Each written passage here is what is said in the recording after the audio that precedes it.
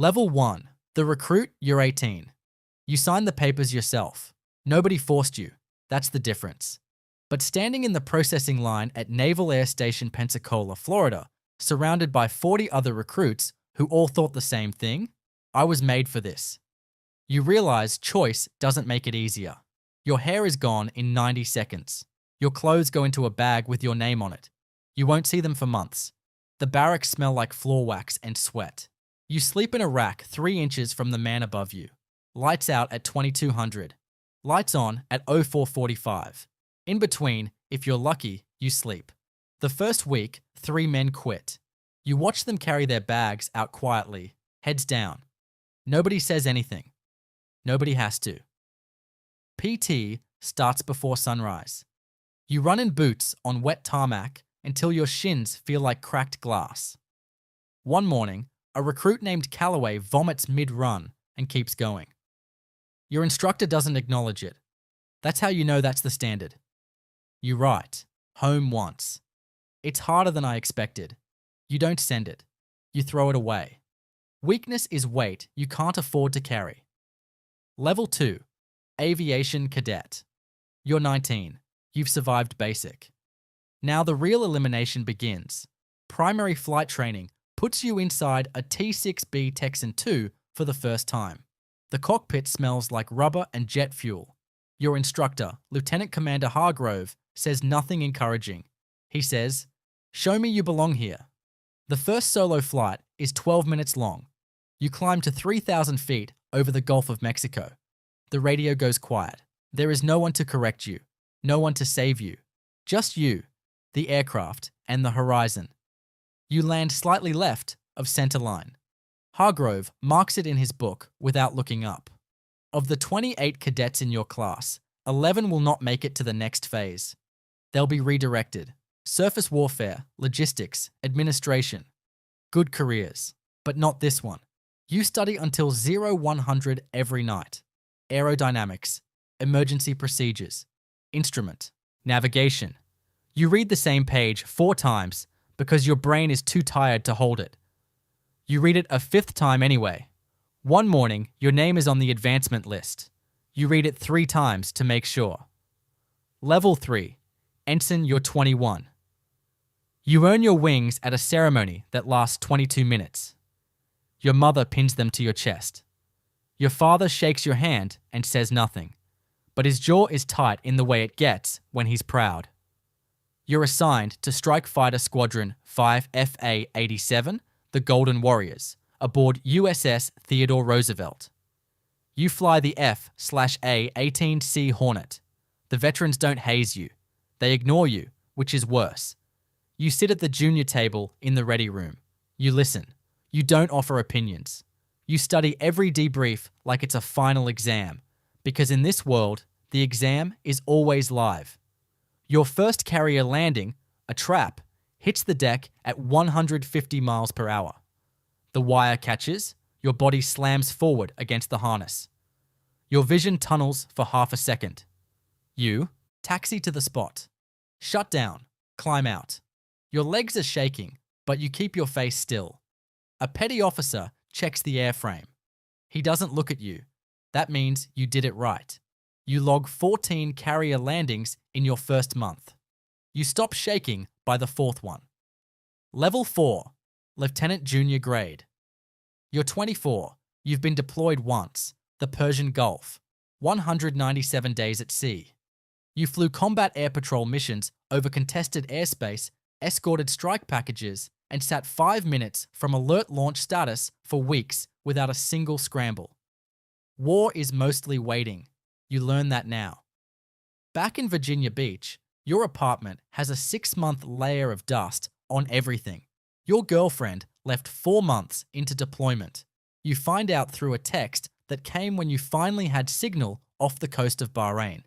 You don't talk about it. You go back to the squadron.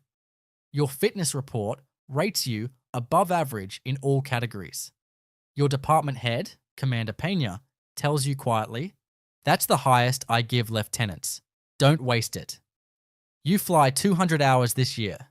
You make mistakes, wrong radio frequency during a handoff, A fuel calculation error caught before takeoff. Small things that don't cost lives, but go into your record like stones into still water. Every ripple matters. You start mentoring the newest ensigns. You remember being ignored. You don't repeat it. Level 5. Lieutenant, you're 27. You're selected for Top Gun, the Naval Strike and Air Warfare Center in Fallon, Nevada. You arrive thinking you're ready. You are not ready. The first week, an instructor named Commander Dillard dismantles your entire approach to aerial combat in a 40-minute debrief. Not with anger, with facts. Altitude, angle, timing, decision lag. Every choice you made in the simulated engagement mapped out on a screen, annotated in red. You sit there and absorb it. Some pilots argue. They don't come back for week 2. Top Gun doesn't make you arrogant. It makes you precise. There is a difference. You learn to see the sky in geometry, angles of attack, turn radii, energy management. A dogfight is physics with a heartbeat. You graduate in the top third of your class. You return to VFA 87 as an instructor pilot. The newer lieutenants sit where you once sat. You debrief them the same way Dillard debriefed you. No anger, just facts, just red annotations on a screen. One of them looks crushed after a session. You say, "Good. That feeling means you're paying attention." Level 6, Lieutenant Commander. You're 32. You're given your own flight, 4 aircraft, 4 pilots. You are responsible for their training, their readiness, their performance, and if it comes to it, their survival. Your second deployment is different. The South China Sea. Tensions are not a headline here. They're a frequency on the radio, a contact on the radar, a fighter jet from the People's Liberation Army Navy that pulls alongside your aircraft 40 feet off your wingtip and holds position for 11 minutes. You don't flinch. You maintain heading. You report it exactly as it happened. Back aboard the ship, your report goes up the chain. A senior officer asks if you felt threatened. You say, "I felt observed." He writes that down. You lose a pilot from your flight. Not in combat. Lieutenant Ramsey ejects during a night systems failure 60 miles off the carrier. He's recovered by rescue helicopter 38 minutes later, hypothermic but alive.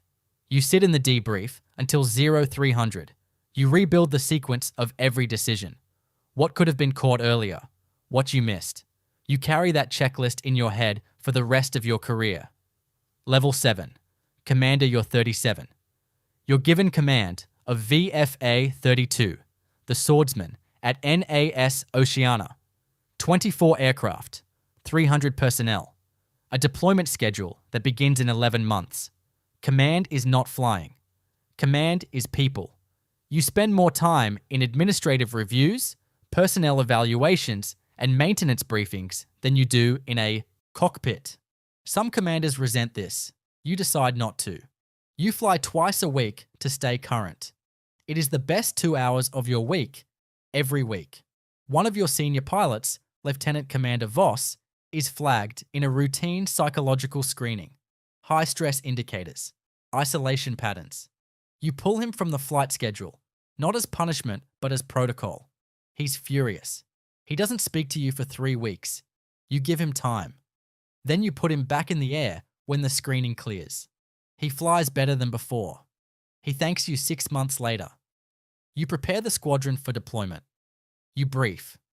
You inspect. You push. You also listen. A petty officer second class tells you quietly that the maintenance bay lighting hasn't been replaced in 8 months and it's causing errors on night inspections. You fix it in 4 days. Small things. Every single one of them matters. Level 8. Captain. You're 43. You're given command of USS Carl Vinson, a Nimitz-class aircraft carrier. 5,000 personnel, 70 aircraft, and more tonnage than most cities have infrastructure. You stand on the bridge the first morning and look out at the flight deck. You've landed on this ship 112 times. Now it answers to you. The responsibility is not exciting. It's heavy.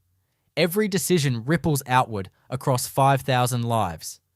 A policy change in watch rotations affects sleep cycles, which affects performance, which affects safety margins in every aircraft that launches. You think about Callaway, who ran through vomiting at Pensacola. You wonder where he ended up. A diplomatic incident occurs during a freedom of navigation exercise in the Taiwan Strait. A foreign vessel crosses your bow at close range. The deck erupts in radio traffic. You give 3 orders in 11 seconds. Calm, specific, irreversible. The incident is resolved without escalation. A week later, an admiral tells you, "Good handling."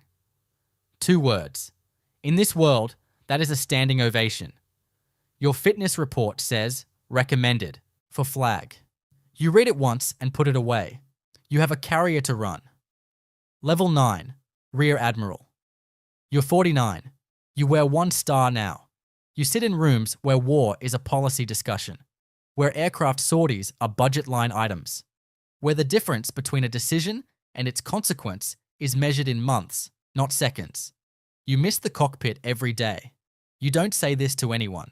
You oversee Carrier Strike Group 3, multiple ships, multiple squadrons, multiple nations operating together in joint exercises across the Indo-Pacific. Coordination at this level is not instinct, it is architecture. A junior admiral on your staff makes an error, a misrouted intelligence summary that delays a response window by 6 hours. No lives lost, but it's recorded. You don't destroy him in the debrief. You correct him precisely, privately, and move forward. He becomes one of your best officers. You testify before a Senate subcommittee on aviation readiness. You choose every word the way you once chose every degree of bank angle, deliberately, with the full awareness that precision is the only margin you have. One senator asks if the Navy is ready for a peer conflict. You say, "We are prepared. We are always preparing. The two are not the same." The room goes quiet. You've been in rooms like this before. Silence means the words landed. Level 10. Vice Admiral, you're 54. 3 stars. Deputy Chief of Naval Operations for Aviation. You helped shape the procurement of the F-35C integration into carrier air wings. You've advised 2 Secretaries of Defense. Your name appears in classified annexes that will be declassified long after you're gone. You walk through NR's Pensacola one morning, an inspection visit, routine on paper. You pass the tarmac where recruits run before sunrise. A group of 18-year-olds is out there now. Boots on wet asphalt, shins burning, faces still and determined. One of them catches your eye for half a second. You recognize something in his expression, not confidence, not fear, just the particular look of someone who has decided. You don't stop. You don't give a speech. They don't need one. You know what happens next for him. The failed landings, the red annotations, the debrief at 0300, the deployment, the losses, the command, the weight that never leaves. You know because you lived every single level of it, and you would do it again. In the Navy, nobody hands you altitude. You climb for it. One rank, one sortie, one decision at a time.